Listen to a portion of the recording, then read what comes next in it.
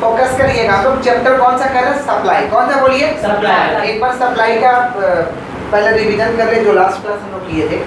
सुनिएगा, सप्लाई का मतलब क्या होता है? सप्लाई का मतलब होता है कि जब सेलर अपने प्रोडक्ट को एक प्राइस पे गुड्स को बेचने के लिए क्या करता है? ऑफर कर रहा है। सेलर क्या कर रहा है? बाजार में अपने गुड्स को ऑफर कर रहा कि हमें इतना प्राइस मिलेगा तो हम वस्तु को बेच देंगे।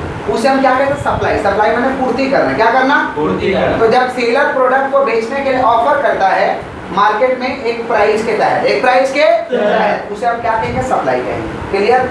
अब सप्लाई में हम लोग पढ़े थे law of supply. Law of supply का जो कंसेप्ट है ये लॉ ऑफ डिमांड का बिल्कुल उल्टा है। लॉ ऑफ डिमांड में क्या था भाई? लॉ ऑफ डिमांड में था कि प्राइस ज्यादा है तो डिमांड कम है और प्राइस कम है तो डिमांड ज्यादा है। लेकिन लॉ ऑफ सप्लाई में बिल्कुल उल्टा है, क्योंकि जो लॉ ऑफ सप्लाई का डेफिनेशन है ये किसके दृष्टि में है? Producer point of view, seller point of view, producer के दृष्टि में इसका डेफिनेशन है। लॉ ऑफ सप्लाई में क्या होता है कि प्राइस ज्यादा होता है तो सप्लाई भी ज्यादा हो जाता है, प्राइस ज्यादा है तो सप्लाई भी ज्यादा, ऐसा सेलर लोगों का मानना है और ऐसा होता भी। प्राइस ज्यादा है तो सप्लाई भी ज्यादा है और प्राइस कम तो सप्लाई भी कम हो जाता है। इसे हम क्या कहेंगे? Law of supply. क्या कहेंगे? अच्छा, लॉ ऑफ सप्लाई का डेफिनेशन था कि law of supply is the relation between price and commodity. Price और कमोडिटी का क्या संबंध को दर्शाता है। When price rises supply will B rises and vice versa. Vice versa माने अपोजिट, वाइस वर्सा माने अपोजिट। अच्छा, उसके बाद क्या था? Other things will be remaining constant. Other things will be remaining constant. ये कब लागू होगा? जब अन्य कारक क्या होने चाहिए? स्थिर होने चाहिए। अन्य कारक क्या होने चाहिए? स्थिर। अच्छा, लॉ ऑफ सप्लाई का कुछ एक्सेप्शन था जहाँ पे लॉ ऑफ सप्लाई एप्लीकेबल नहीं होगा। Exception to the law of supply, exception to the law of supply, जहाँ पे लॉ ऑफ सप्लाई का नियम लागू नहीं होगा। ऑप्शन सेल, अगर हम ऑप्शन सेल कर रहे हैं तो वहाँ पे लॉ ऑफ सप्लाई का नियम लागू नहीं होता। पेरिसेबल गुड्स, खराब होने वाला वस्तु जो है जैसे दूध, मांस, मछली, अंडा, साग, सब्जी, ये सब पेरिसेबल गुड्स होता है। कौन सा गुड्स होता है? पेरिसेबल गुड्स पे भी आपका लॉ ऑफ सप्लाई का नियम लागू नहीं होगा। एग्रीकल्चरल गुड्स, जो कृषि किया हुआ गुड्स है, इस पे भी लॉ ऑफ सप्लाई का नियम लागू नहीं होता। समझ पा रहे हैं? और एंटीक गुड्स, एंटीक गुड्स का मतलब ऐसा गुड्स हमारे पास ही सिर्फ है, जैसे गांधी जी का टूटा हुआ चश्मा, ये एंटीक है, सबके पास थोड़ी होगा। समझ पा रहे हैं? विजय माल्या जी लाए थे खरीद करके साउथ अफ्रीका से। किसका बात कर? Antique goods. किसका बात कर रहे हैं? तो ये क्या? Exception to the law of supply. बोलो क्या बोले? Exception to the law of supply. तो लॉ ऑफ सप्लाई का एक्सेप्शन क्या क्या है? Perishable goods, agricultural goods, auction sales और एंटीक गुड्स। समझ पा रहे हैं? बस का किसका बात करें? Exception to the law of supply.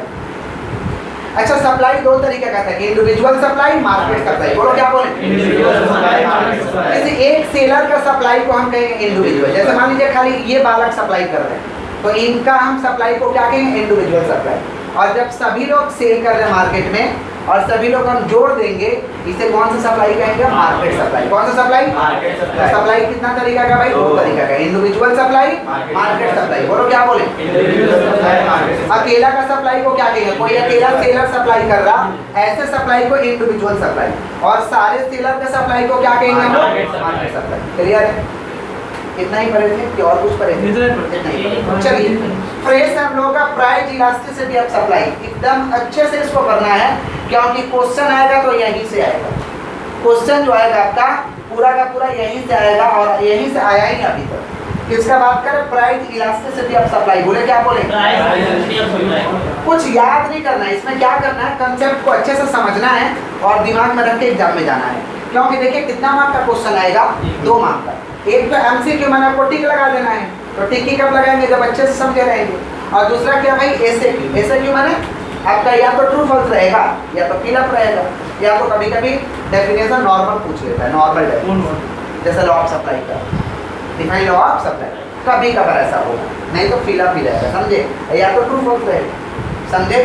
तो आपको क्या करना है? अच्छे से समझ के जाना है। सुनिए, प्राइस इलास्टिसिटी ऑफ सप्लाई क्या होता है? सप्लाई में परिवर्तन हो रहा है प्राइस में परिवर्तन होने के कारण। सप्लाई में चेंजेज आ रहा है। सप्लाई में चेंजेज किस में चेंज होने के कारण? प्राइस में चेंज होने के कारण। उसे हम कहेंगे प्राइस इलास्टिसिटी ऑफ सप्लाई। क्या कहेंगे हम लोग? प्राइस इलास्टिसिटी ऑफ सप्लाई माने percentage change in quantity supply, percentage change in quantity supply due to the percentage change in price. Due to the percentage change in price माने quantity supply में परिवर्तन हो रहा है। किसमें परिवर्तन होने के कारण? प्राइस में परिवर्तन होने के कारण। उसे हम कहते हैं price elasticity of supply. Price elasticity of supply क्या है? मापने का एक तरीका है, इसीलिए हम लिखे हैं कि price elasticity of supply is the measure of price elasticity of supply is the degree of responsiveness. Degree of responsiveness का मतलब होता है कि मापने का एक तरीका है कितना चेंजेज हो रहा है, कितना चेंजेज हो रहा है of quantity supply to changes in the product its own price. ठीक है, साधारण भाषा में कह सकते हैं percentage change in quantity supply due to the percentage change in price. Quantity supply में परिवर्तन हो रहा है प्राइस में परिवर्तन होने के कारण, उसे हम क्या कहेंगे? Price elasticity of supply. अब ये प्राइस इलास्टिसिटी ऑफ सप्लाई 5 तरीका का होता है। कितना तरीका का? 5। परफेक्टली से 2 है, पहले नाम याद करिए फिर मतलब। परफेक्टली से 2 है, इलास्टिक, इन इलास्टिक। बोले क्या बोले? परफेक्टली से कितना है? 2 है। पहले इन इलास्टिक बोलिए कि इन इलास्टिक के लिए परफेक्टली से कितना भाई? 2। इन इलास्टिक, इलास्टिक बोलो क्या बोले? इलास्टिक। तो परफेक्टली से तो 2 हो गया, इन इलास्टिक और इलास्टिक। और एक आपका यूनिट इलास्टिक, कौन सा इलास्टिक?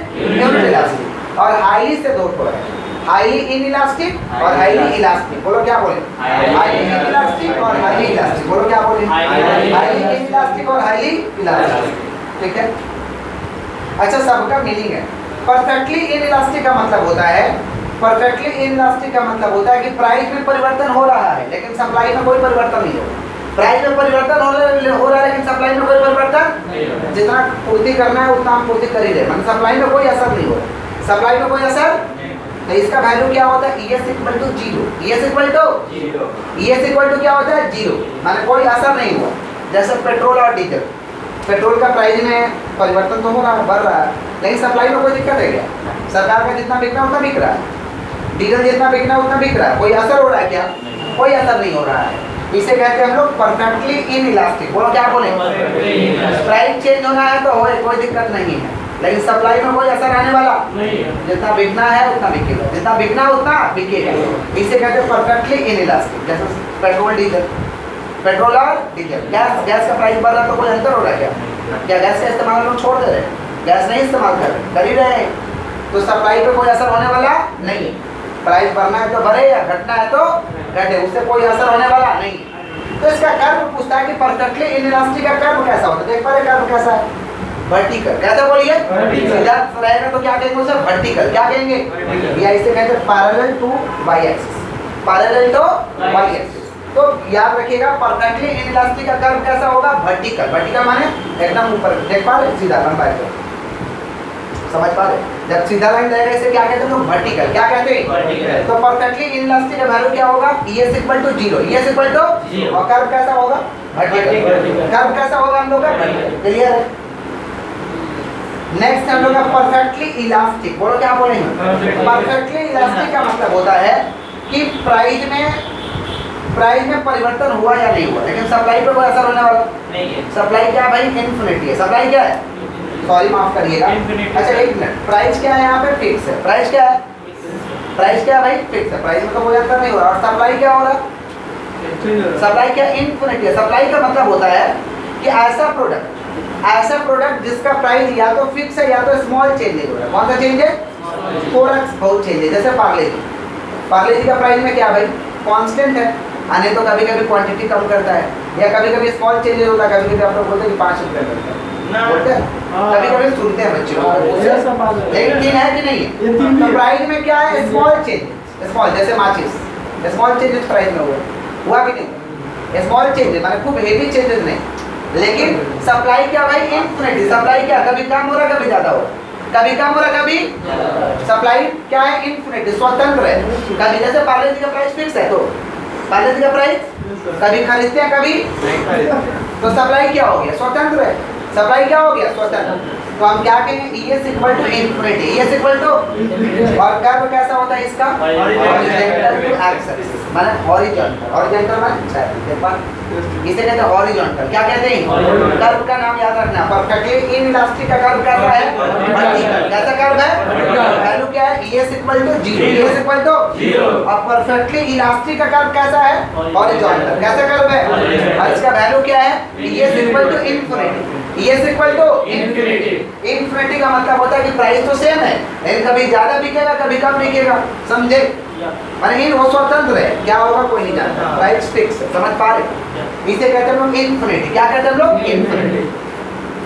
यूनिट इलास्टिक का मतलब होता है कि जितना से डिमांड में परिवर्तन हुआ उतना से ही प्राइस में परिवर्तन, जितना प्राइस में परिवर्तन हुआ उतना ही डिमांड में परिवर्तन, जितना प्राइस में परिवर्तन हुआ उतना ही माना बराबर बराबर, समझे, ज्यादा असर नहीं हुआ, इसे कहते हैं यूनिट इलास्टिक। यूनिट इलास्टिक का वैल्यू 1 होता है। यूनिट इलास्टिक का वैल्यू 1 ऐसे पूछेगा कि percentage change in quantity supplied equal to the percentage change in price, percentage change in quantity supply equal to the percentage change in price. तो बताओ value क्या होगा? ऑप्शन में दे देगा ग्रेटर देन 1, लेस देन 1, 0, 1, तो क्या ऑप्शन आएगा? 1। इसका क्वेश्चन ऐसे पूछेगा, कर्व टाइप का नहीं पूछेगा, इसका क्वेश्चन कर्व टाइप का पूछेगा कि बताओ कर्व कैसा होगा। इसका क्वेश्चन कैसे पूछेगा कि वैल्यू क्या होगा, तो वैल्यू इसका कितना होगा? 1। वैल्यू कितना होगा? 1। आगे बढ़े, उसके बाद देखिए क्या हाईली इनइलास्टिक, बोलो क्या बोले हैं? हाईली इनइलास्टिक, बोले क्या बोले हैं? अच्छा, हाईली इनइलास्टिक का कर्व कैसा भाई? कर्व कैसा हाईली इनइलास्टिक का देख पा रहे हैं क्या? यस क्या है? लेस देन 1 है, लेस देन 1 है, लेस देन 1। इसका मतलब होता है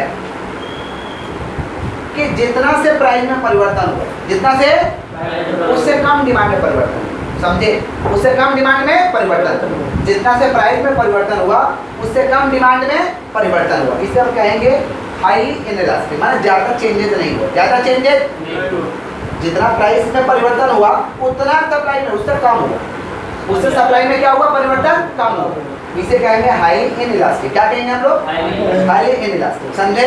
जैसे मान लीजिए प्राइस 10 था, तो इधर कितना बिक रहा था? 20, है ज़्यादा बिक रहा था। अब प्राइस डबल हो गया, मान लीजिए 20 हो गया, तो यहाँ ज़्यादा अंतर नहीं हुआ, थोड़ा बढ़ा है, कितना बढ़ा देखिए? 10, कोई ज़्यादा अंतर नहीं, समझ पा रहे? इसे कहते हैं हम लोग हाईली इनइलास्टिक। हाईली माने जितना प्राइस चेंज हुआ उससे कम सप्लाई चेंज, उससे कम क्या हुआ? उसे क्या कहेंगे? Highly inelastic. क्या कहेंगे हम लोग? इसका साइन क्या होता है भाई? Yes less than 1, yes less than 1। इसमें थोड़ा सा हम लिखा देंगे ताकि लैंग्वेज पूछेगा तो आपको समझ में आए कि चीज क्या है, समझ पा रहे? किसका बात करें हम लोग? Yes less than 1। और यहाँ पे क्या हम लोग का? Highly elastic. हाईली इलास्टिक में क्या होता है कि जितना से प्राइस में परिवर्तन हुआ उससे ज्यादा डिमांड में परिवर्तन, माने सप्लाई में परिवर्तन हो गया, जितना से प्राइस में परिवर्तन हुआ उससे ज्यादा सप्लाई में परिवर्तन हो गया, उसे हम क्या कहते हैं? Highly elastic. बोलो क्या बोले? जैसे यहाँ देखो कर्व देखिए, 10 रुपया प्राइस था, 10 रुपया प्राइस था तो 20 यूनिट बिकता था, अब प्राइस 15 हो गया तो 40 यूनिट बिकने लगा, देखो सप्लाई ज़्यादा बढ़ रहा है, समझ पा रहे? माने जितना से प्राइस में परिवर्तन हुआ उससे ज़्यादा क्या में परिवर्तन हो गया? समझ पा रहे? जितना प्राइस चेंज हुआ उससे ज़्यादा क्या बढ़ गया? सप्लाई। इसे कहेंगे हम लोग हाईली इलास्टिक। क्या कहेंगे? इसे क्या कहेंगे? Less than 1। Less than clear है? क्लियर? रिपीट कर रहा, रिपीट, सॉरी माफ करिएगा, यस ग्रेटर देन 1, माफ करिएगा, यस ग्रेटर देन 1। क्लियर? तो कितना तरीका का प्राइस इलास्टिसिटी है? 5। कितना तरीका का है? 5। पहला क्या है? Perfectly elastic, perfectly elastic, unit elastic, highly elastic, highly elastic. Perfectly elastic का वैल्यू क्या है? ES equal to 0, ES equal to 0। Curve कैसा होगा? वर्टिकल। परफेक्टली इलास्टिक का कर्व कैसा होगा? वर्टिकल। परफेक्टली इलास्टिक का कर्व कैसा होगा? हॉरिजॉन्टल। वैल्यू क्या है? ES equal to infinity, ES equal to perfectly elastic, समझे? प्राइस चेंज हो रहा है लेकिन कोई सप्लाई पे असर नहीं हो रहा है, उसे परफेक्टली इनइलास्टिक। इनइलास्टिक का मतलब होता है कि कांस्टेंट रहना या चेंज होना तो थोड़ा होना, इसका बात का इनइलास्टिक, समझ पा रहे? अच्छा, परफेक्टली इलास्टिक, परफेक्टली इलास्टिक का मतलब स्मॉल चेंजेस वाला प्राइस है, स्मॉल चेंजेस लेकिन सप्लाई स्वतंत्र है। सप्लाई क्या है? इसका कर्व कैसा है? हॉरिजॉन्टल। कर्व कैसा भाई? हॉरिजॉन्टल, समझ पा रहे? अच्छा, यूनिट इलास्टिक क्या हुआ? Percentage change in supply equal to the percentage change in price, जितना से प्राइस में परिवर्तन हुआ उतना ही सप्लाई में परिवर्तन, हमारा बराबर बराबर। इसका वैल्यू क्या है? ES equal to 1, ES equal to 1। और हाईली इनइलास्टिक क्या है भाई? कि percentage change in quantity supply, percentage change in quantity less than the percentage change in price, less than the percentage change in, माने percentage change इन जो price हुआ उससे कम supply में चेंज आया, उससे कम सप्लाई में चेंज आया, माने जितना प्राइस में चेंज आया उससे कम सप्लाई में चेंज आया। इसे हम क्या कहेंगे? माने 10 पे बिक रहा 20, तो 10 से प्राइस हो गया 20, तो यहाँ ज़्यादा होना चाहिए, लेकिन कम हुआ, सप्लाई क्या हुआ, चेंज कम हुआ। और हाईली इलास्टिक का मतलब होता है percentage change in quantity supply, percentage change in quantity greater than percentage change in price, greater than percentage change in माने क्वांटिटी सप्लाई में परिवर्तन हुआ कितना, प्राइस से ज्यादा, प्राइस से माने जितना प्राइस में परिवर्तन हुआ उससे ज्यादा सप्लाई, उससे ज्यादा सप्लाई। तो इसका वैल्यू क्या है, ES ग्रेटर देन 1। बोलो क्या बोले, ES ग्रेटर देन 1। क्लियर है, पूछताछ कर लें। है परफेक्टली इन इलास्टिक का वैल्यू बताओ। क्योंकि सप्लाई पर कोई असर होने वाला नहीं है, प्राइस चेंज होगा लेकिन सप्लाई पर कोई असर होने वाला नहीं है। यार कैसा हो, परफेक्टली इलास्टिक में बदल, प्राइस चेंज होगा लेकिन कौन सा होगा, कौन सा चेंज है, नहीं सप्लाई क्या रहेगा, स्वतंत्र क्या रहेगा, कर्व कैसा होगा, कर्व कैसा होगा, यूनिट इलास्टिक का वैल्यू कितना होता है, क्यों भाई, क्योंकि जितना सप्लाई में परिवर्तन हुआ उतना ही, जितना प्राइस में परिवर्तन उतना ही माने percentage change in quantity supplied equal to the percentage change in price, समझे। और हाईली इनइलास्टिक का वैल्यू क्या है, क्यों ऐसा, जितना प्राइस सप्लाई में परिवर्तन हुआ उससे कम, और हाईली इलास्टिक का मतलब जितना प्राइस में परिवर्तन हुआ उससे ज्यादा। तो इसका हम लोग क्या बोल सकते हैं, हाईली इनइलास्टिक का percentage change in quantity supply less than percentage change in price. थोड़ा लिख दीजिए इसको, एक एक लाइन छोटा छोटा कर लिखिए, परसेंटेज चेंज इन हाईली इनइलास्टिक में लिखिएगा, हाईली इनइलास्टिक पॉज कर फोकस करिएगा। अच्छा सप्लाई भाई क्वांटिटी के हिसाब से दो तरीका का होता है, एक होता है change in quantity supply, change in quantity, और एक होता है change in supply, change in quantity supply, change in supply. Change in quantity supply को हम दूसरा नाम से जानते हैं moment along the same supply curve, moment along the same supply curve, moment along the same supply curve. Change in quantity supply क्या होता है, same as law of supply. Law of supply में क्या हुआ था कि प्राइस ज्यादा है तो सप्लाई भी ज्यादा है, और प्राइस कम है तो सप्लाई भी कम है। तो वही हम लोग का change in quantity supply. Next हम लोग का change in supply, change in supply में क्या होता है कि price will be remaining constant, price will be remaining but supply will be change due to the factors of supply, due to the factors of supply. Supply के factors के कारण, supply के factors के कारण, डिटरमिनेंट्स के कारण price स्थिर है लेकिन सप्लाई चेंज हो रहा है, कभी कम हो जा रहा है कभी ज्यादा हो रहा है। इसे कहते हैं हम लोग चेंज इन सप्लाई। बोलो क्या बोले, अच्छा चेंज इन सप्लाई का दूसरा नाम है हम लोग का, सुनिएगा ध्यान से, चेंज इन सप्लाई का हम लोग का दूसरा नाम है शिफ्ट इन सप्लाई कर्व। क्या नाम है, shift in supply curve, shift in supply curve. इसका बात करें चेंज इन सप्लाई मतलब प्राइस स्थिर है, जैसे मान लीजिए प्राइस स्थिर है लेकिन सप्लाई कभी कम कभी ज्यादा। सेलर के दृष्टि में बात कर रहे हैं, किसके दृष्टि में, सेलर, प्रोड्यूसर के दृष्टि में। प्रोड्यूसर बोलता है कि भाई प्राइस तो स्थिर रखे, हम इतना सदियों से रख रहे हैं लेकिन कभी कम बिक जा रहा कभी ज्यादा बिक जा रहा, due to the factors of supply. Factors of supply क्या होता है, taste and performance, taste and income of the consumer. Income ज्यादा है तो काहे लेगा, फिर रुपया कमा लेगा। Shift in supply curve, change in supply का दूसरा नाम है शिफ्ट इन सप्लाई का। बात नहीं क्लियर है। तो सप्लाई दो तरीके का, change in quantity supply same as law of supply, same as law of supply. और चेंज इन सप्लाई क्या होता है भैया, चेंज इन सप्लाई को दूसरा नाम क्या, शिफ्ट इन सप्लाई का। Shift in price will be remaining constant, price will be remaining constant but demand supply will be change, supply will be change due to the factors of supply, due to the factors of supply, supply के factors के कारण। अब income ज्यादा हो गया तो थोड़ी ना हम पापड़ी खाएंगे, ओरियो खाएंगे, नहीं ओरियो नहीं, क्या खाएंगे, गुड डे ओरियो, ग्रामी नहीं सुने हैं, आइए बस बस okay dear. Change in supply, ठीक है, चेंज इन सप्लाई का दूसरा नाम क्या है, शिफ्ट इन सप्लाई का, शिफ्ट इन सप्लाई का। सुनिए, अच्छा अब लेबर भी तो सप्लाई करते हैं, सप्लाई लेबर करते हैं, तो supply curve of labour, supply curve of labour is backward binding. Labour का जो सप्लाई कर्व होता है ये बैकवर्ड बाइंडिंग होता है। कैसा होता है, बैकवर्ड बाइंडिंग। याद रहेगा, टिक्की में पूछता है कि supply curve of labour is backward binding. बोलो क्या बोले, बैकवर्ड बाइंडिंग। बैकवर्ड बाइंडिंग का मतलब क्या होता है, ऐसा ऐसा बैकवर्ड बेंडिंग, समझ पा रहे हैं? Interesting. तो supply curve of labour is कौन सा बोलिए? Backward bending. Supply curve of labour, supply curve of labour is कौन सा बोलिए? Backward bending. Supply curve of labour is कौन सा बेंडिंग बोलिए?